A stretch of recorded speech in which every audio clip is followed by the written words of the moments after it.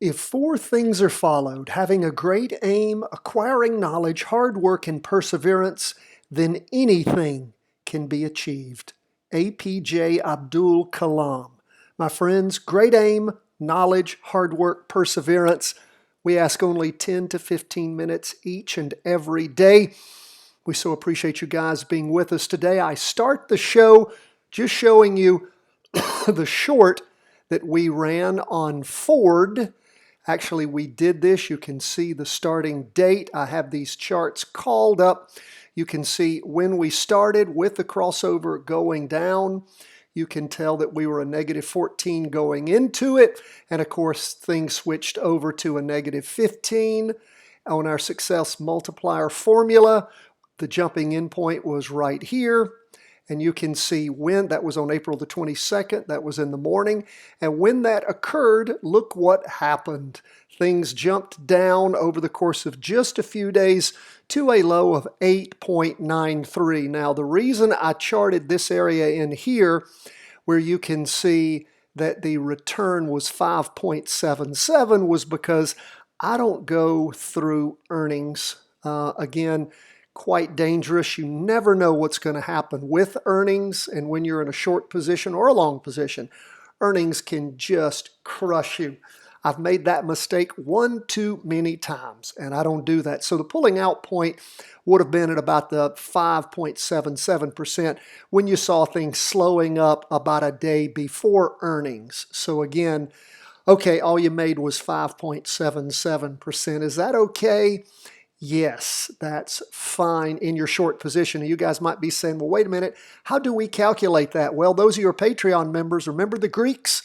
In fact, if you go back and look on the Patreon page for those who are supporters, go read the 2 downloads we gave you on the Greeks. They were not videos. I wrote all that out for you, told you how to use the delta and the gamma to project what you could expect with the price movement per dollar of down move. You can calculate that particularly with the delta and then with the gamma. And when you hear me talking about these terms, you don't know what this guy's talking about. I encourage you, if you're just out and about, just research deltas, gamma, delta, just the Greeks for stocks, and it will tell you the mathematics that are involved in calculating options, whether they're going up or down, and how much you see a change in the option price based upon moves in either the right direction or the wrong direction, and it helps you calculate what you might expect to be able to get in return for an option. Now, we have a great options training, Options Made Simple, the Charting Wealth Way, available for our Patreon members. One of the first things you get in your package 3-part series gives you everything you need to know to start practice trading them tomorrow. So I encourage you, support us at the channel. We so appreciate it. Now let's jump into everything else. Just wanted you to see what we were doing there and how, again, you just follow what we teach, practice trade it, and you can see it work each and every day. So what do we have going on? Let's talk about SPY first. Now we look at the half-day chart. We see we're still well under the 200 EMA, still negative on the STC. We did have a day of up moves, a swing back at 2.53%. Did that change anything as far as our indicator goes? No. It's nice to see that up movement, but what do you still have? You still have the push down on the 2-day and the push down on the weekly. In fact, a huge down week. So one day of up movement doesn't change anything, does it? No. Now let's look at where we are on the Qs. It swung up even more, 3.55%, but with all this downward pressure on the stochastics and the MACD, which is what the STC is a combination of, what do we see going on? Well, we haven't changed. We're still negative 15. What do we see on the 2-day? Of course, still going down. Now, it's slacked off some. It's not as big a down candle as the 2 priors.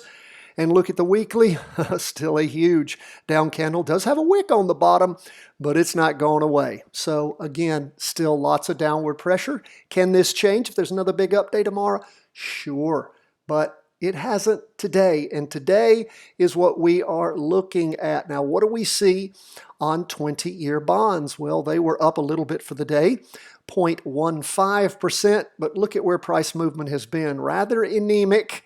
Again, what are we really waiting for? We're waiting to see if bonds are going to crash again, because the last time they did, we had a nice short position here, didn't we? Down 3.80%. You might say, Tom, how do I capture that? Do I have to go out and practice trade options? Actually, you don't on TLT. You can go to something called TBF, Tango Bravo Foxtrot, for those with some military vernacular. And what do you see? Oh, it goes the opposite direction. That's because that's the way it's built. In fact, when bonds go down, TBF goes up. So again, a rather anemic day overall, and of course it's going down right now because bonds have been going up a little over the short term. So there's not any kind of trade at this point there. So we'll just continue to watch. What I'm really waiting for is, since we're a negative 14, I'm waiting for bonds to roll over and go down. So again, of course, we can jump into something like either a put or something like TBF. But again, not a stock calling service, guys. I'll always remind you, we're an education firm. I want you to practice trade this stuff. If you don't do it and learn it by doing it with practice trading where you don't lose your shirt, then you're not going to get this down. And again, once you think you're starting to get good, that's when you do some fractional trading with small dollar amounts. Nice thing about using, say, $100 is what? It means that it's real easy to keep up with your percentages as far as your gains and losses, and it won't kill you. If you lose 20%, it's 20 bucks. Hopefully you can survive that. If you're not, you got a lot of other problems going on. So that's where we are on bonds. Let's look at gold. Gold up a little bit, 0.54%. Now, I want you to check this out. Gold popped up just a little bit on what? The extremely important 200 EMA. Now, we're still sitting at 0. What does that mean? It means we're not below the 200 to be a minus 15. We are sitting right there on it. We're still negative on the half day. We're still negative on the 2-day, and we are still negative on the weekly. In fact, that's what we have been seeing this week, is it flipping over on us. So what are we waiting for? Well, it'd be nice to see things bounce off. Now, you would have a 1 going up. Again, you'd still have all that pressure on the weekly and the 2-day, potentially keeping you down, but it'd be very nice to see gold bounce off this 200. Otherwise, when it goes below it, I like trading gold. You can see this last little gold practice trade we had here up. I'm going to have to move it away from all this. In fact, I can close that. There we go, up 2.03% quite quickly. And again, what did we use? We used the ATR for a stop. And again, if you haven't taken that ATR training, I'll put it at the end of today's video so you can. Very important for you to know how to use the ATR to set your stops. And then, of course, to use this handy little tool over here, long position or short position. There we use the long position, and you set those numbers in there for your stop, for your long, and then you start watching things. And hopefully, you'll have a successful practice trade just like this one. And the nice thing is you can use this same little tool over here, right here, prediction and measurement tools, to go back in time and backtrack. Ever so important to know what's going on. Now, let's move on to Bitcoin. Up today, let's move this over so we can see. You can see where the majority of the up movement was in the afternoon. And what did we see happen? Well, we saw things switch over. Does that mean we jump into Bitcoin? No. Why? We're below the 200 EMA. We're a good ways below it. So we're looking for short positions as we did here. And you can see where our short position bottomed. It didn't make it all the way down. And since we flipped over going up here, we are most definitely out of that short position. Now, there are things you will learn as you do more of this. Sometimes you look to jump out of positions when they go green on you, or when you get more than one green candle. You had a potential jumping out point here. You most definitely had a jumping out point when the candle went from red to green in the afternoon on Thursday. And what would you have done? You would have broken even in your short trade. Now, is it going to immediately flip back over tomorrow? It could. Doesn't typically do that. Typically, it's going to move up further. It did not do that on this last one. We backtracked that and looked at it. But again, if it does flip back over, you can always jump back in. You lost nothing here on the practice trade. Nothing here at all. So again, as we told you, we've started doing this in the short positions here, just seeing how well things work. And so far, so good. Look at this last one. It was successful for us, down 7.85% as we blew through the 200 EMA, which has just started forming for us. So again, you practice trade these things, you find out, and there are plenty of ETFs, stocks, cryptocurrencies that are not trackable. You try to track them. I've been doing this with a number of commodities. Some of them just swing too much. They're so crazy unstable. I'm not about to practice trade them, but I don't know that, not to trade them with real money. I don't know that until I do what? Until I practice trade them for a while and try again and again and again.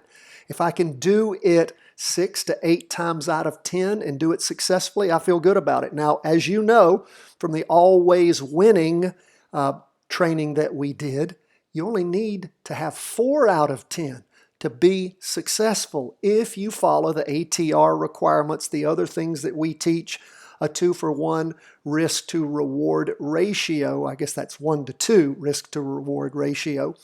And again, if you do that, you will find over time things work for you. The math's explained there. Again, take those trainings. Now, so we see that Bitcoin swung up some for the day.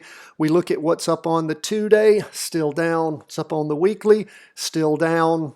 So again, we do have that downward pressure still there, but it swung up enough that we're not going to stay in on that practice trade. That's where we are, folks, as we end the day. By the way, Patreon members, I've already come up with the 10 weekly vertical crossovers up. The 10 weekly vertical crossovers down. There were a whole lot more. I've got a bigger list than that, but we're not just going to flood you with way too many things to look at, but that'll be coming out to you quite soon. Hey friends, always great to have you with us. If you do want to support the valuable work we do here for free every day, then of course we would appreciate your Patreon support. The things you tend to support, they tend to stay around. Thank you so much for being with us. Follow us at TradingView. Thom Goolsby is what you follow. And again, these charts and if you look, in fact, in the show notes, it'll show you what we use for the ETR to set things up. It'll also show you what we use for the STC. That's under My Charts, I believe. My Scripts is where you'll find these. And you'll see the links to them in the show notes, or the names of them. You'll see that in the show notes, so you can set up the ATR and the STC. And also, by the way, when you go to set up the candles, choose Heiken Ashi. Heiken Ashi. Oh, and you know, I can show you this. What am I doing? I'm thinking I can't show you. Under favorites, I have chosen ATR Stop Loss Finder by veryfid. And as far as the STC goes, it's this one right here, STC Indicator, a better MACD, shayankm, whatever that is. Don't mean to disparage anyone's name, but I'm just not good at pronouncing that. So anyway, that's what you need, the Stop Loss Finder and the STC Indicator. I've got it under my favorites, but it's here under Indicators, Metrics, and Strategies. There we are, folks. God bless you, my friends. All the best from the whole team at Charting Wealth World Headquarters.